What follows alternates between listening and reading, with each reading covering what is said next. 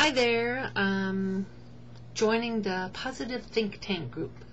And I maybe just want to share some of my thoughts of what I've been thinking about for my business venture. As some of you know, I'm really into craft, mostly the area of stamping and scrapbooking. I've always sort of done those sort of things because I always have my camera with me. I'm always taking pictures. And so, growing up I did scrapbooks in a real simple, generic way, but I added my own flavor. And some of them are so worn, that the tape's all fallen off and everything's falling out of them, and they really need to be redone. I just haven't had time to get to them. It's kind of like the shoemaker, he makes shoes for everybody else and had time to do them for his own family. It's kind of how I am. I've been doing things with my groups, and I work for a company, that I sell their product and do like home parties. It's called Close to My Heart, and I hope I can say that. And so I'm mostly doing work with other people and helping them, and then I've actually done some work where people give me their pictures and ask me to do a certain something, maybe for a special occasion. Or one lady has two little girls, and her first daughter, she had done like a big book for her when she turned 13, but her younger daughter, she'd never really done anything for her. So she asked me if I'd put something together for her. I think it was golden her birthday. She was like 8. So she gave me all the pictures she had of this little girl. And of course, I don't know, many of you that have kids, the first kid gets like tons and tons of pictures taken, and then each child after that seems like there's less and less. Sure enough, the second daughter didn't have, as many pictures as the first one, but I managed to take some of them and make copies of them and either blow them up or make them small and do different things with them, and made a really nice photo album for her daughter. In fact, I was so tickled with it. It was hard to part with, after you put your work, time and effort into something like that. But I was really proud of it. But my thoughts are, and I really should have been more prepared, and maybe at the end of this I'll add to it, but I sort of wrote down my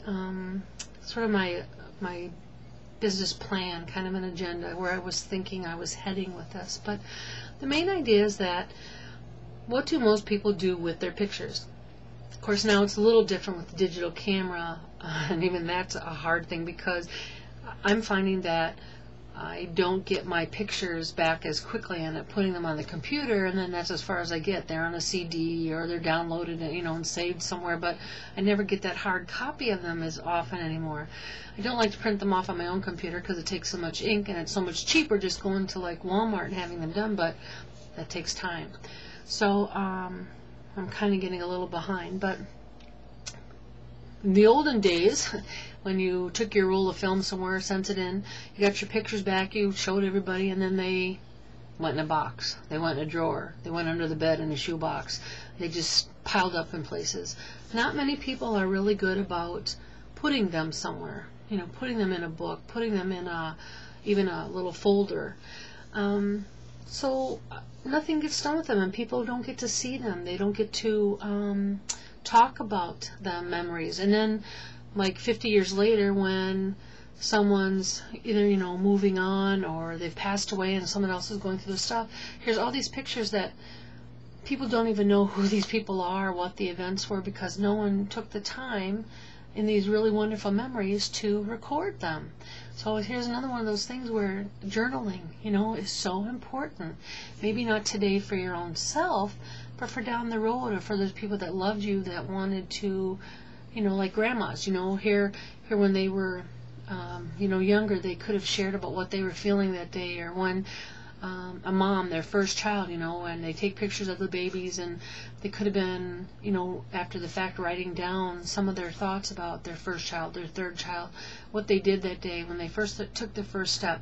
And so that when that child grows up and they're 30 and they're having their first child, they're able to go back and read this and connect, and then be able to pass it on and maybe do that same thing with their own child.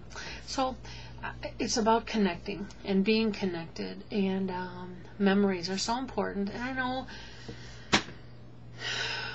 I'm getting a little off track. So anyway, back to the business part. I'm a mushy, sappy type, and I'm sure if most of you that have seen my videos, you know that. And that's partly, I think, why this is important to me, because it is about preserving memories and recording thoughts, putting them down for, for history, for your loved ones, for your family. They're treasured memories. But I'm wanting to do something, and this is something that actually my boss's wife said to me. I took in a couple of albums that I had done, and I showed her, and she said, "Sally, you should actually start by doing something for seniors, like graduating high school seniors. Every high school senior, when it gets to graduation and they have their party, they want to have all their pictures in an album of some kind. And wouldn't they love to have an album that was done with all the extras, the doodads and the, sayings and the journaling and the frou-frou stuff that I like to call it, instead of just a bunch of pictures, in a flip album." And I got to thinking, I thought, that is something I could do. And then you move on to the next thing about, like weddings. People get their wedding pictures, and most of them don't know what to do with those. They just, again, probably sit in a box. Some of them get done maybe professionally in a really fancy book. But there's so many things that are simpler to do.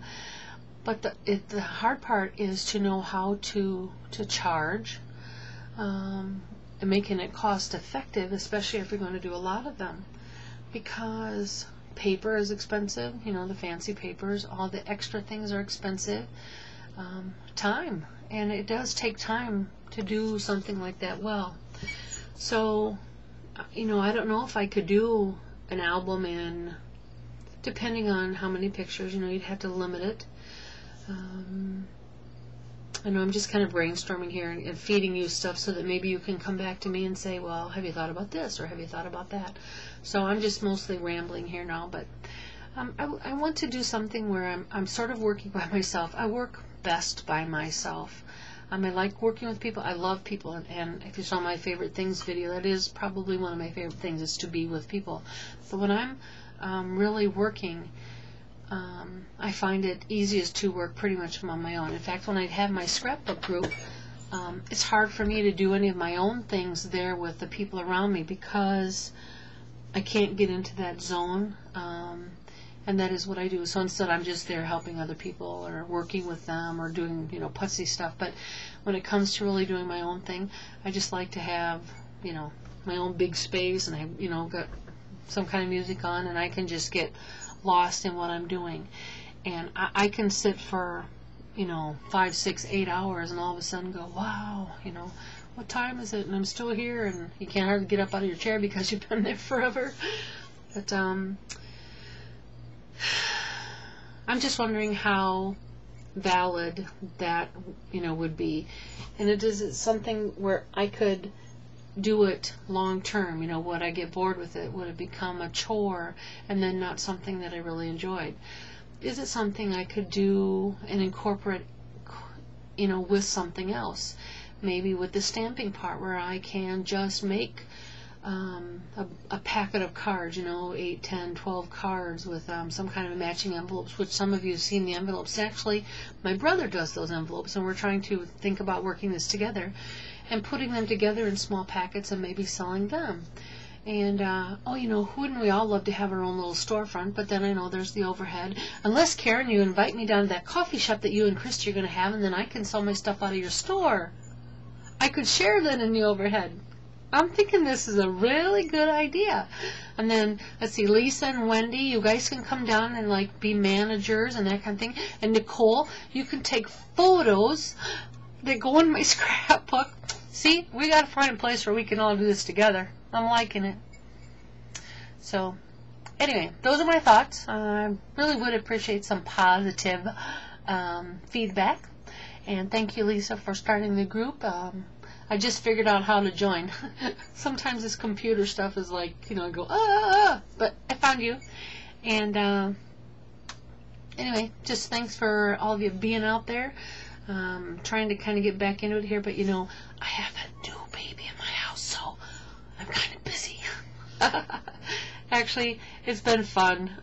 He's only getting up once now in the middle of the night, so that's good, because in the middle of the winter I don't want to be trekking out in a foot of snow every night 3-4 times. And pretty much I'm trying to get them used to going out and kind of going go, so that when we get to that point in December and January when it's too cold, I'm not going out, I'm just going go. So there you are. Anyway, thanks so much for listening, and I can't wait to hear what some of you have to say, what you had to think, what you think about what I've said, and you know, let it rip. And even if it's a negative thing, you know, I need to hear those things as well, because that helps you, you know, better set yourself up for whatever. And maybe it's not a workable thing in the way I'm thinking. Maybe I need to step back and think, you know, along a different line. So bring it on. I'm ready. Bye.